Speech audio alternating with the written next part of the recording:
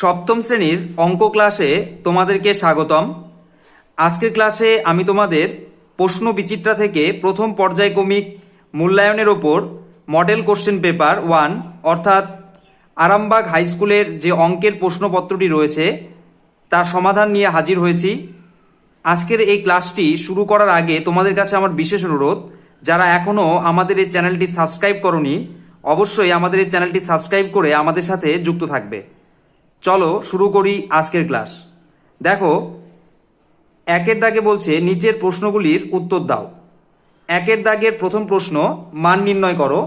এখানে মান নির্ণয় করতে বলছে -12 গুণ -11 বিপরীত সংখ্যা গুণ +31 বিপরীত সংখ্যা। তো এই সংখ্যাগুলো আমাদেরকে গুণ করতে বলছে। তো দেখো আমি কিভাবে করছি। -12 থাকবে গুণ কি বলছে -11 বিপরীত সংখ্যা। -11 বিপরীত সংখ্যা মানে হচ্ছে +11। তো তার সাথে কি গুণ করতে বলছে +31। +31 বিপরীত সংখ্যা, আর +31 বিপরীত সংখ্যা আমরা জানি -31। এবারে আমরা দুটো দুটো করে সংখ্যা গুণ করব। তো প্রথমে আমরা -12 সাথে +11 গুণ করব। তো মাইনাস আর প্লাসে মাইনাস হয়, তাই আমরা এখানে মাইনাস লিখব। আর 12 সাথে 11 গুণ করলে হবে 132। এর সাথে দেখো গুণ আকারে থাকবে -31। এবারে দেখো এই মাইনাস আর এই মাইনাস গুণ করলে হয় প্লাস। এবার 132-এর সাথে 31 গুণ করলে তোমরা দেখবে রাফে করলে এর উত্তর আসবে 4092। এটাই হবে এই অঙ্কটির অ্যান্সার। এরপরে দেখো একের দাগের দ্বিতীয় প্রশ্ন বলছে যদি এ এর 10% সমান সমান বি এর 30% হয় তবে a/b সমান সমান কত। তো আমাদের এখানে বলছে এ এর 10%, এ এর 10% মানে এ গুণ 10/100, আর এ পাশে সমান সমান দিয়ে বি এর 30% মানে বি গুণ 30/100। এবারে দেখো আমরা সমান সমানের এই পাশের 100 আর এই পাশের 100 কেটে দেব। তাহলে কি থাকলো, বা দিয়ে লিখবো এ গুণ 10 সমান সমান এ পাশে বি গুণ 30। এবারে দেখো এই যে বিটা আছে সমান সমানের ডান পাশের যে বিটা আছে সেটাকে আমরা বাম পাশে নিয়ে আসব। যেহেতু এখানে গুণ আকারে আছে তাই বাম পাশে নিয়ে আসতে গেলে এই বিটা এ নিচে এসে বসবে। একই রকম ভাবে এ পাশে 30-এর নিচে এসে বসবে 10। এবার দেখো 10 দিয়ে 30-কে কাটাকাটি করব। 10 অক্ষে 10, 3 10-এ 30। তাহলে কি আসলো, a/b সমান সমান 3/1। আর মনে রাখবে যখন a/b লেখা থাকবে তখন আমরা এরকম লিখতে পারি a/b সমান সমান এ পাশেও 3:1। এটাই হবে এই অঙ্কটির অ্যান্সার। এরপরে দেখো একের দাগের তৃতীয় প্রশ্ন বলছে p-a গুণ p-b গুণ p-c ডট ডট করতে করতে p-z পর্যন্ত গেছে, তারপরে বলছে যে কত। তো এখানে দেখো আমরা কিভাবে লিখতে পারি যে p-a p-b গুণ p-c ডট ডট মানে হচ্ছে p-d p-e তারপরে p-f এরকম করতে করতে z পর্যন্ত যেতে বলছে। তো দেখো z পর্যন্ত যাওয়ার সময় আমাদেরকে p-p কিন্তু একটা জায়গাতে আসতে হবে, তারপরে আবার p-q, ঠিক আছে, এরকম করতে করতে আবার p-z পর্যন্ত আমরা যাব। তো দেখো এখানে খেয়াল করো যে p-p এরকম একটা পজিশন আসবে। তো p থেকে যদি p চলে যায় তাহলে কত হয়, p থেকে p চলে গেলে 0। তো তোমরা অবশ্যই জানো যে 0-র সাথে যত বড় সংখ্যায় গুণ হোক না কেন তার মানটা অবশ্যই সবসময় 0ই আসে। তো এখানে কি লিখবো, p-a p-b p-c p-d গুণ ডট ডট ডট ডট 0 গুণ dot dot dot dot p-z। তবে এই 0-র সাথে এই সংখ্যাগুলো গুণ হয়ে কত উত্তর আসবে, 0। এটাই হবে একের দাগের 3 নাম্বার অঙ্কটির উত্তর। এরপরে দেখো একের দাগের 4 নাম্বার কি বলছে, 5 সেমি 7 সেমি এবং 12 সেমি দৈর্ঘ্যের সরল রেখাংশ দিয়ে ত্রিভুজ আঁকা যাবে কিনা যুক্তি দাও। তো দেখো 5 সেমি, 7 সেমি এবং 12 সেমি দৈর্ঘ্যের সরলরেখাংশ দিয়ে ত্রিভুজ আঁকা যাবে না। কেন যাবে না? তার কারণ হচ্ছে, নিয়মটা হলো দুটি বাহুর সমষ্টি সবসময় তৃতীয় বাহুর থেকে বড় হতে হবে, সমান হলেও হবে না। যদি দুটি বাহুর সমষ্টি তৃতীয় বাহুর থেকে বড় হয় তবেই ত্রিভুজ আঁকা যাবে। তো এখানে দেখো যে 5 আর 7 যোগ করলে হচ্ছে 12, আর তৃতীয় বাহুর মানটা হচ্ছে 12। 12 থেকে যেহেতু বড় নয় দুটি বাহুর সমষ্টি, তাই কিন্তু এটা ত্রিভুজ আঁকা যাবে না। তো আমরা লিখব যে 5 সেমি, 7 সেমি এবং 12 সেমি দৈর্ঘ্যের সরল রেখাংশ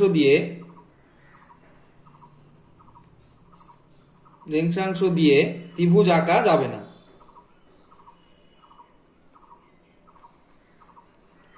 আঁকা যাবে না।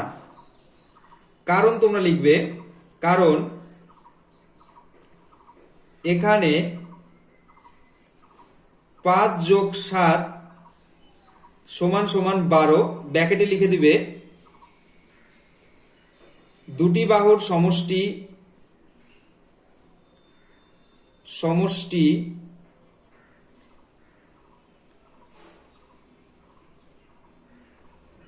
তৃতীয় বাহুর অপেক্ষা বড় নয়, তৃতীয় বাহুর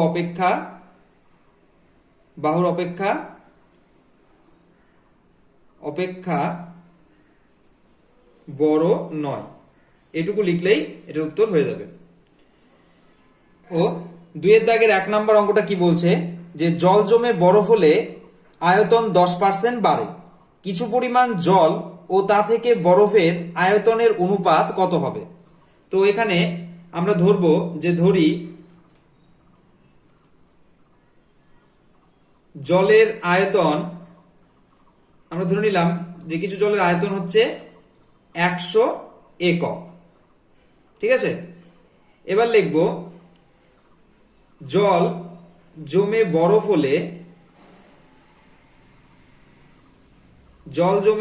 হলে আয়তন 10% বাড়ে, 10% বাড়ে। অতএব 100 একক আয়তনের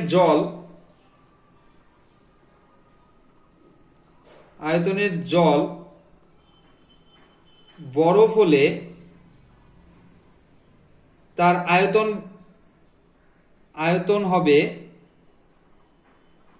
হবে সমান সমান, দেখো 100 তো থাকেই জলের আয়তন, এবার এটা বরফ হবে, তাহলে 10% বাড়বে। কার 10% বাড়বে?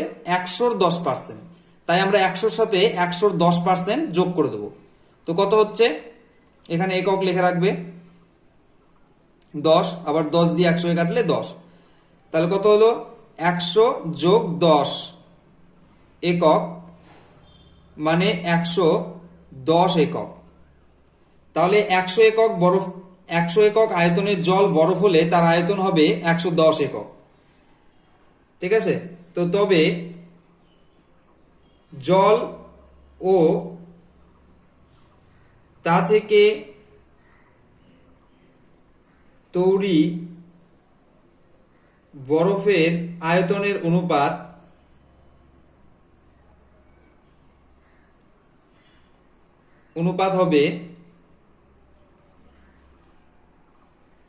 হবে সমান সমান, এখানে লিখব জলের আয়তন ছিল 100, তাই এখানে 100 লিখলাম, ইস্টু হচ্ছে অনুপাত মানে ইস্টু দিয়ে করতে হবে 110, যেটা বরফ হলো তার আয়তন। তো দেখো এবার এখানকার এই শূন্য কেটে যাবে আর এখানকার শূন্য কেটে যাবে, তো থাকলো কত? 10:11। এটাই হবে এই অঙ্কটির উত্তর। তোমরা উত্তরটা লিখে নিবে যে কিছু পরিমাণ জল ও তা থেকে বরফের আয়তনের অনুপাত হবে, যে জল এবং বরফের আয়তনের অনুপাত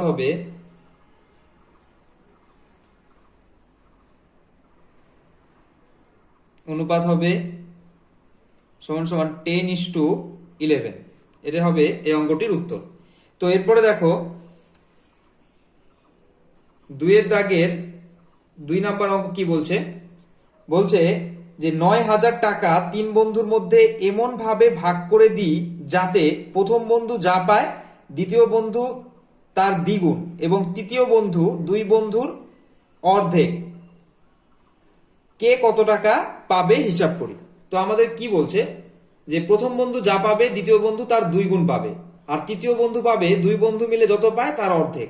তো আমরা ধরে নেব যে প্রথম বন্ধু পায়, প্রথম বন্ধু x টাকা পায়, ধরতে পারি আমরা এটা। অতএব তোমরা বলো যে দ্বিতীয় বন্ধু কত পাবে। দ্বিতীয় বন্ধু 2 গুণ, মানে 2 গুণ x সমান সমান 2x টাকা। আর তৃতীয় বন্ধু বলে দিয়েছে যে 2 জনে মিলে যত পাবে তার অর্ধেক। তো 2 জনে মিলে কত পেয়েছে, একজন পেয়েছে x আর একজন পেয়েছে 2x, এটার অর্ধেক, অর্ধেক মানে 2 দিয়ে ভাগ, তার মানে এখানে টাকা। এটাকে যোগ করলে কি হবে, 2x আর x যোগ করলে 3x বাই 2 টাকা। তাহলে 3 জনে মিলে কত পেল, একজন পেল x টাকা, দ্বিতীয় বন্ধু পেল 2x টাকা, আর তৃতীয় বন্ধু পেল 3x বাই 2 টাকা। আর মোট টাকা আমাদের বলে দেওয়া হয়েছে যে মোট টাকা সমান সমান 9,000। তো আমরা এবার প্রশ্ন মতে লিখতে পারি, কি লিখবো, যে প্রথম বন্ধু x টাকা, দ্বিতীয় বন্ধু 2x টাকা, আর তৃতীয় বন্ধু হচ্ছে 3x বাই 2। এই সবগুলো টাকা একসাথে করলে তো 9,000ই আসবে, যেহেতু আমাদের মোট টাকাটা 9,000। এবার আমরা এটাকে সমাধান করব। তো দেখো এখানে 2 আছে, তো 2 লসাগু হবে, 2x এর সাথে গুণ হলে, তারপর এখানে দেখো 2 দুগুণে 4, 4x, আর এখানে 3x ই থাকবে। এ পাশে কত হলো, 9,000। এবার দেখো 2 আর 4 6, 6 আর 3 9, 9x বাই 2, এদিকে আছে 9,000। এপাশে তোমরা 9, 9 অক্ষে 9 আর 9 দিয়ে এপাশে 1,000 কাটাকাটি করলাম। এবার দেখো এখানকার এক্সটা এখানে রাখবো আমরা, x এর সাথে 1 গুণ হলে x ই থাকবে, আর এখানে যে 2 ছিল সেটা এখানে নিচে লিখবো, আর এপাশে 1,000। এখানটাতে দেখো এবার এই x এর মান কত হবে, x এর মান হবে 1,000 গুণ 2 মানে হচ্ছে 2,000 টাকা। এরপরে তোমরা নিচ দিয়ে লিখবে যে x এর মান 2,000, তার মানে কি প্রথম বন্ধু 2,000 টাকা পাবে। অতএব প্রথম বন্ধু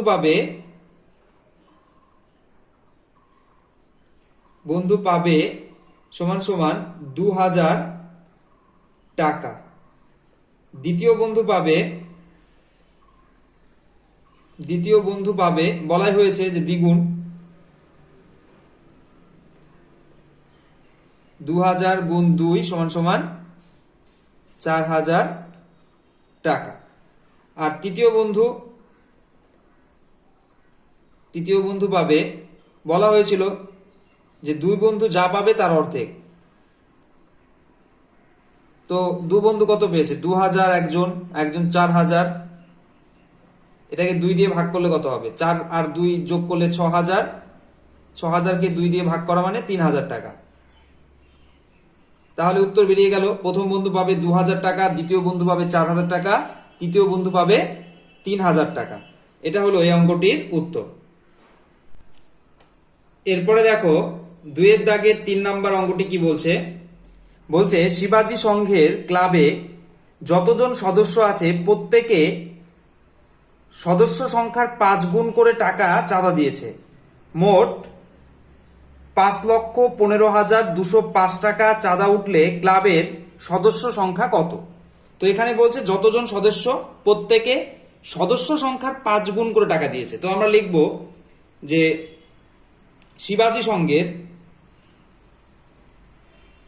শিবাজি সংঘের প্রত্যেক সদস্য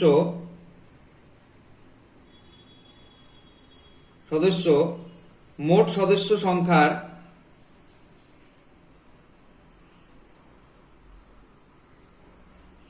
5 গুণ করে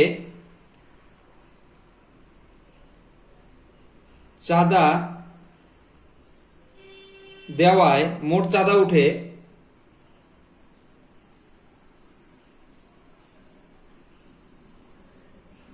মোট চাঁদা উঠে 5,15,205 টাকা। ঠিক আছে, তো দেখো এবার আমরা কি বলবো যে অতএব বা লিখবো যদি, হ্যাঁ, যদি প্রত্যেক সদস্য মোট সদস্য সংখ্যার সমান চাঁদা দিত,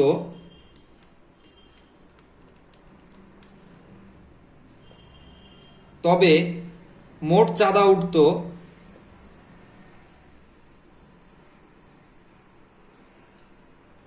সমান সমান 5,15,205 ভাগ হলো 5। কেন ভাগ 5? তো প্রত্যেক সদস্য মোট সদস্যের 5 গুণ করে চাঁদা দিয়েছিল, 5 গুণ করে, যতজন সদস্য আছে সেই সংখ্যার 5 গুণ করে। এবার আমি বলছি যদি প্রত্যেক সদস্য মোট সদস্য সংখ্যার সমান চাঁদা দিত, মানে যদি দেখা গেল যে 5 জন সদস্য আছে তাহলে সবাই 5 টাকা করে চাঁদা দিবে। ঠিক আছে, এরকম হলে নিশ্চয়ই টাকাটা কি 5 ভাগের 1 ভাগ উঠতো। এখন তো আর 5 গুণ দিচ্ছে না, যতজন সদস্য আছে ঠিক তত পরিমাণ করে চাঁদা দিবে। তো এর জন্য আমরা এখানে এই সংখ্যাটাকে 5,15,205 টাকাকে 5 দিয়ে ভাগ করব। তো ভাগ করলে কত হবে দেখো, 5 অক্ষে 5, 0 3 5 15, 0 4 5 20, 1, তার মানে 1,03,041 টাকা চাঁদা উঠবে যদি প্রত্যেক সদস্য সংখ্যার পরিমাণ করে টাকা দেয়। তো এবার দেখো এখান থেকে আমরা বের করতে পারবো অতএব সদস্য সংখ্যা সমান সমান √1,03,041। দেখো √, কেন করলাম, একটা উদাহরণ দিলাম তোমাকে যে একটা ক্লাবে 5 জন সদস্য আছে। ঠিক আছে, তো প্রত্যেকে সদস্য সংখ্যার সমান করে চাঁদা দিয়েছে, তাহলে কত টাকা উঠবে? 5 গুণ 5 মানে 25 টাকা, তাই কিনা? তো আমরা কি পাচ্ছি, দুটো সংখ্যা একই পাবো, যে 5 গুণ 5। তো আমরা জানি 5 গুণ 5 কে √, করলে একটা সংখ্যা বেরিয়ে আসবে, একটা জোড়ার মধ্যে একটা বেরিয়ে আসবে। সেরকমই যে যতজন সদস্য ছিল এখানে দেখা গেল যে একজন সদস্য প্রত্যেকে x টাকা করে চাঁদা দিয়েছে, তাহলে আমি এখান থেকে এক্সট্রা বের করতে গেলে কি করব? √, করব। তো সেরকম একই রকম ভাবে আমরা এই সংখ্যাটার √, করলেই সদস্য সংখ্যাটা কিন্তু বেরিয়ে আসবে। তো দেখবে এটা √, করলে তোমাদের উত্তর আসবে 321। এটা হবে উত্তর। তো তোমরা এটার উত্তর লিখবে যে শিবাজি সংঘের মোট সদস্য সংখ্যা সংঘের মোট সদস্য 321 জন। এরপরে দেখো 3 দাগের 1 নাম্বার অঙ্ক কি বলছে, 5 + 9x এবং 6 - 7x + 4x² এর যোগফলের সাথে কি করতে বলছে? x² - 9x এবং 2x² প্লাস 3x প্লাস 5 এর যোগফল বিয়োগ করতে বলছে। মানে এই দুটো সংখ্যার যোগ করে যেটা হবে তার থেকে এই দুটো সংখ্যার যোগফল যেটা হবে সেটা বিয়োগ করতে বলছে। তো প্রথমে আমরা যোগ করব, দেখি কত হচ্ছে। 5 + 9x, এখানে +6, প্লাস মাইনাসে -7x, প্লাস প্লাসে প্লাস, তাহলে 4x²। ঠিক আছে, এবার দেখো x এর স্কোয়ারটাকে সামনে নিয়ে আসবো, 4x², আর 7x 9x থেকে 7x বাদ দিলে হচ্ছে 2x, 5 আর 6 যোগ করলে হচ্ছে 11। আর এর পাশে এই সংখ্যাগুলোকে যোগ করবো আমি, x² 9x প্লাস মাইনাসে -2x² প্লাস প্লাসে প্লাস 3x আর এই প্লাস প্লাসে প্লাস 5। ঠিক আছে, এরপর দেখো এক্স স্কোয়ার থেকে যদি মাইনাস 2x স্কোয়ার বাদ দেওয়া হয় তাহলে হবে হলো মাইনাস এক্স স্কোয়ার, আর মাইনাস 9x থেকে যদি প্লাস 3x বাদ দেই তাহলে হবে মাইনাস 6x, আর 5টা এখানে থাকবে। এবারে কি বলছে যে এই সংখ্যাটি থেকে এই সংখ্যাটা বাদ দিতে বলছে, তো আমরা বিয়োগ করব। 4x square plus 2x plus 11, এটা থেকে আমাদের বাদ দিতে বলছে minus x square minus 6x plus 5। তো বাদ দিব, দেখো কি হয়। ব্র্যাকেটটা উঠিয়ে দিলাম, এই মাইনাস আর এই মাইনাস গুণ করে কি হবে প্লাস, প্লাস এক্স স্কোয়ার, এই মাইনাস আর এই মাইনাস গুণ করে হবে প্লাস 6x, এই মাইনাস আর এই প্লাস গুণ করে হবে মাইনাস, তাহলে কত হবে মাইনাস 5। এবারে দেখো 4x স্কোয়ার আর x স্কোয়ার যোগ করলে 5x স্কোয়ার, 2x আর প্লাস 6x এটা যোগ করলে হবে 8x, আর 11 থেকে যদি 5 চলে যায় তাহলে কত হবে প্লাস 6। এটাই হবে এই অঙ্কটির অ্যান্সার। এরপরে দেখো 3 দাগের দ্বিতীয় অঙ্কটা একটা সরল করার কথা বলছে। কি আছে সেটা আমরা আগে টুকবো। এর পাওয়ার x বাই এর পাওয়ার y গুণ এর পাওয়ার y বাই এর পাওয়ার z গুণ এর পাওয়ার z বাই এর পাওয়ার x, এটা আমাদেরকে সরল করতে বলছে। তো দেখো আমরা স্বাভাবিকভাবে ব্র্যাকেটটা উঠাবো, এর পাওয়ার x এর পাওয়ার y গুণ এর পাওয়ার y বাই এর পাওয়ার z গুণ এর পাওয়ার z বাই এর পাওয়ার x। এখানে দেখো এর পাওয়ার y আর এর পাওয়ার y এটা কেটে দিলাম 1, তারপরে এর পাওয়ার z দিয়ে এর পাওয়ার z কে কেটে দিলাম 1 হবে, তারপরে এর পাওয়ার x দিয়ে এর পাওয়ার x কে কেটে দিলাম 1 হবে, তাহলে কত হচ্ছে 1 অক্ষে 1, এটার উত্তর হবে 1। এটা হলো 3 2 নাম্বার অঙ্ক। এরপরে দেখো 3 নাম্বার অঙ্ক কি বলছে যে a, b যে কোনো দুটি পূর্ণ সংখ্যা এবং b নট ইকুয়াল টু 0 এবং m যে কোনো একটি পূর্ণ সংখ্যা হলে আমাদেরকে যাচাই করতে বলছে যে a by b power m আর এর পাওয়ার m বাই b এর পাওয়ার m হবে, এটা সূত্রটি যাচাই করতে বলছে। তোমরা জানো এটা একটা সূচকের সূত্র, তো এই সূত্রটিকে আমাদের যাচাই করার কথা বলছে। তো যাচাই করার জন্য আমরা ধরে নেব যে ধরি এক একটার মান ধরে নেব। ধরি a মানে হচ্ছে ধরলাম 2, b সমান সমান 3, ঠিক আছে, এবং m সমান সমান ধরে নাও 4ই ধরে নাও, ঠিক আছে। এবার দেখো আমরা বাম পাশ আর ডান পাশটা করবো। এখানে লিখবো বাম পক্ষ। বাম পক্ষ কি বলছে যে a by b power m, তো এখানে আমরা বসাবো এর মান কত আছে 2, তো 2, তারপর নিচে b এর মান কত আছে 3, তাহলে 3 লিখবো, উপরে m মানে 4। তো দেখো এখানে ভালো করে খেয়াল করো কি বলছে 2 বাই 3 এটার পাওয়ার 4 মানে কি 2 বাই 3 4 বার গুণ করবো আমরা, কত হয় দেখবো কত হচ্ছে 2 দুগুণে 4, 4 দুগুণে 8, 8 দুগুণে 16, তো উপরে 16 আর নিচে 3 3 9, 3 নং 27, 27 এর সাথে 3 গুণ করলে কত হয় 3 7 21 1 হাতে 2 81, তো 16 বাই 81 হলো, ঠিক আছে।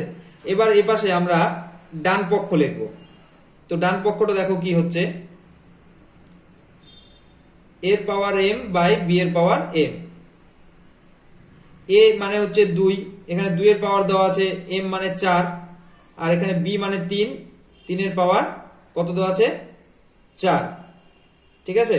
তাহলে a 2 এর পাওয়ার 4 মানে কি 4 বার 2 গুণ করব, তো গুণ করব, আর নিচে 3 এর পাওয়ার 4 মানে 3 কে আমরা 4 বার গুণ করব, তো সেই একই আসবে 2 দুগুণে 4 আর 2 16, 16 দুগুণে 2 দুগুণে 4, 4 দুগুণে 8 আর দুগুণে 16, উপরে হচ্ছে 16 আর নিচে আসলো কত 3 3 9, 3 নং 27 আর 3 27 গুণ করলে হচ্ছে 81।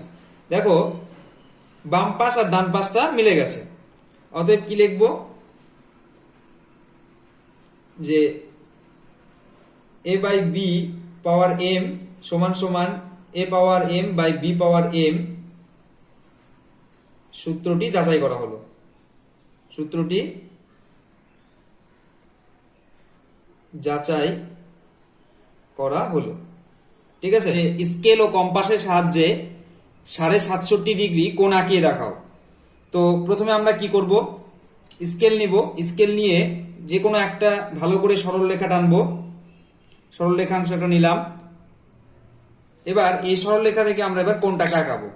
তো 67.5 ডিগ্রি কোণ আঁকানোর জন্য প্রথমে আমরা যে কোনো একটা বৃত্ত আঁকাবো। যে কোনো একটা বৃত্তর চাপ নিলাম। এরপরে কি করব, কম্পাসটাকে আর ওঠানামা না করে এখান থেকে একটা বৃত্তচাপ কাটবো। তারপরে এখান থেকে আরো একটা বৃত্তচাপ আমরা কাটবো। তারপর থেকে উপর দিকে একটা বৃত্তচাপ, আবার এ পাশ থেকে আরো একটা বৃত্তচাপ কাটবো। এটা দেখলে 90 ডিগ্রি একটা কোণ উৎপন্ন হলো। স্কেলটাকে ভালো মতো বসিয়ে ভালো করে তোমরা রেখাংশটা টানবে। তো তোমরা চাঁদার সাহায্যে মেপে দেখতে পারো এটা 90 ডিগ্রি হলো। তো এরপরে কাজ হবে আমাদের, এটাকে একটা তোমরা নাম দিয়ে দিতে পারো, এ, এখানে বি, এখানে সি নাম দিতে পারো। তো এরপরে দেখো আমাদের কাজ হবে এই 90 ডিগ্রি কোণকে অর্ধেক করা, মানে সমদ্বিখণ্ডিত করা। তো সমদ্বিখণ্ডিত করলে আমরা পাবো 45 ডিগ্রি। তো এই কোণটাকে সমদ্বিখণ্ডিত করার জন্য আমরা এই মাপেরই এখানে কম্পাসটা রেখে এখানে একটা বৃত্তচাপ নিব। আবার এখান থেকে আরো একটা বৃত্তচাপ অঙ্কন করব। তো বৃত্তচাপ দুটি ছেদ করলো না, তাই আমি একটু বড় করে নেব। এবার ছেদ করেছে। এবার আমরা স্কেল বসিয়ে একটা সরল রেখাংশ টানবো। সূক্ষ্মভাবে টানার চেষ্টা করবে, তাহলে মানটা সূক্ষ্ম আসবে। তো টানা হলে দেখবে 90 ডিগ্রি কোণটা সমদ্বিখণ্ডিত হয়ে গেল। এটা মেপে দেখলে তোমরা দেখতে পাবে যে 45 ডিগ্রি, 90 অর্ধেক হচ্ছে 45 ডিগ্রি কোণ উৎপন্ন হলো। এখানে একটা নাম দিয়ে দাও ডি। এবার দেখো যে এ বি ডি এটা 45 ডিগ্রি, আবার ডি বি সি এটাও 45 ডিগ্রি কোণ।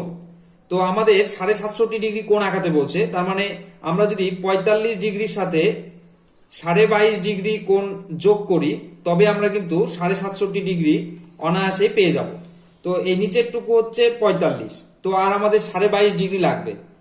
তো আর এটাও 45, এই 45-এর যদি অর্ধেক করি তাহলে আমরা কত পাবো, 22.5। তাহলে আমরা এই কোণটাকে অর্ধেক করব, মানে সমদ্বিখণ্ডিত করব। আর সমদ্বিখণ্ডিত করার জন্য আমরা কি করব, এই মাপেরই এটা এখান থেকে একটা বৃত্তচাপ নিব। ভালো করে বসিয়ে বৃত্তচাপটা নিবে, তাহলে সূক্ষ্ম মান আসবে, যাতে নাড়াচাড়া না করে।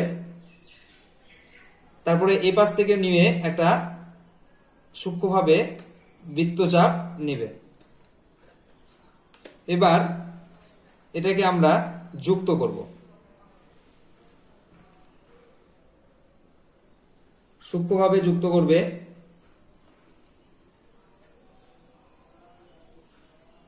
এবার দেখো এখানে একটা নাম দিয়ে দাও ই। এবার দেখো ই বি সি এই কোণটার মান হচ্ছে, ই বি সি এই কোণটার মান হচ্ছে 67.5 ডিগ্রি। ভালো করে সূক্ষ্মভাবে করলে দেখতে পাবে যে এই কোণটার মান আসবে 67.5 ডিগ্রি। তো এখানে আমরা লিখব কোণ ই বি সি সমান সমান 67.5 ডিগ্রি। এটা হয়ে গেল 4 দাগের 1 নাম্বার প্রশ্নের উত্তর।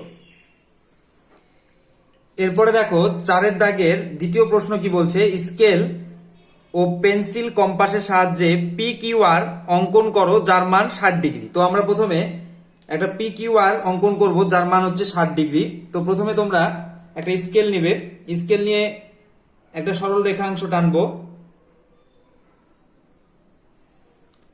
সরল রেখাংশ টানার পর তো তোমরা নাম দিয়ে দাও, এটার নাম দাও হচ্ছে কিউ আর এটার নাম দাও হলো আর। এবার কিউ বিন্দুতে যে কোনো একটি ব্যাসার্ধের অর্ধবৃত্তাকার একটি চাপ আমি এবার কাটবো। রুলটা চিকন হলে ভালো হবে, রুলের মাথাটা চিকন হলে হ্যাঁ জ্যামিতিটাও সুন্দর আঁকানো হবে এবং মাপটাও খুব সুন্দরভাবে মিলবে। তো এবার এখানে আমাদেরকে 60 ডিগ্রি কোণ আঁকাতে বলছে। তো 60 ডিগ্রি কোণ আঁকানোর জন্য যে মাপের আমি বৃত্তচাপটা এখানে কাটলাম সেই একই মাপের নিয়ে এখান থেকে একটা বৃত্তচাপ কাটবো। যে বৃত্তচাপটা কাটা হলো সেটাকে আমরা স্কেল আর রুলের সাহায্যে যোগ করে দেব। তো যোগ করে দেওয়ার পরে যে কোণটি উৎপন্ন হবে মনে রাখবে সেটা হচ্ছে 60 ডিগ্রি কোণ। সুন্দর করে এখান থেকে আমরা দাগটা মিশিয়ে দেব আর এখানে নাম দিব হচ্ছে পি কিউ আর। তো তোমরা যদি চাঁদা বসিয়ে দেখো তো দেখবে যে পি কিউ আর এর মান হচ্ছে অবশ্যই 60 ডিগ্রি।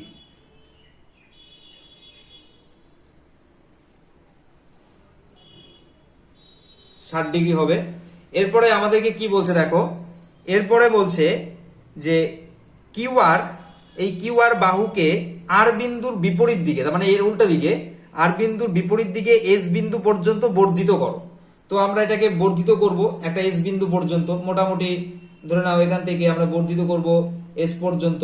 তো এখান পর্যন্ত আমরা বর্ধিত করলাম, ভাবলাম এটা এস বিন্দু, তো এখান থেকে এ পর্যন্ত আমরা এস পর্যন্ত বর্ধিত করলাম আর এখানটাতে আমরা নাম দিয়ে দিব এস।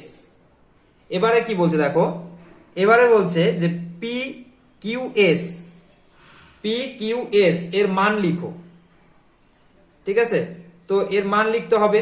তো তোমরা জানো যে এটা যদি 60 ডিগ্রি হয়, একটা সরলরেখার মান কত? একটা সরলরেখার মান হচ্ছে 180 ডিগ্রি।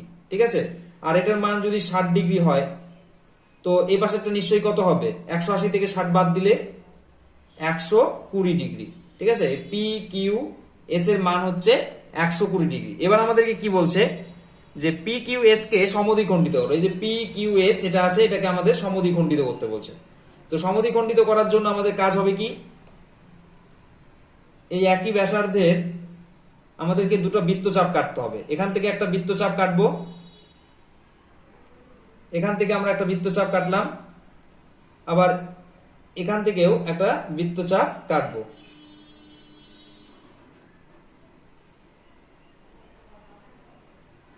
ভালো করে কাটতে হবে।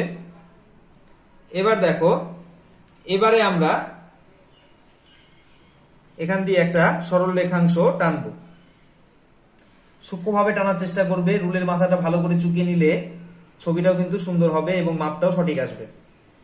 তো এবার হয়ে গেল 120 ডিগ্রি, অর্থাৎ পি কিউ এস এর সমদ্বিখণ্ডিত কিন্তু কোণটা হয়ে গেল। তো মেপে যদি তোমরা দেখো তো দেখবে যে এই কোণটির মান কিন্তু 60 ডিগ্রি আসবে। তো তোমরা লিখবে কোণ, তোমাদের কাছে জানতে চাওয়া হয়েছিল পি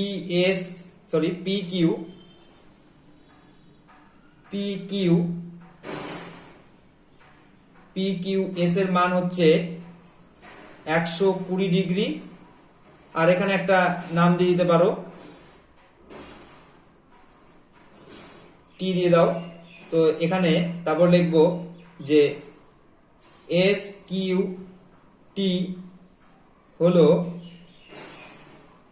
কোণ, এস কি টি হলো কোণ পি কিউ এস এর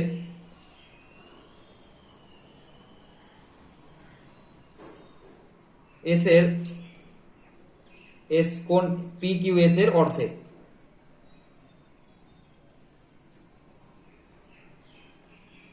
এই হয়ে গেল আজকের ক্লাস। এরপরে তোমাদের সাথে দেখা হবে আবার নতুন কোনো ক্লাসে।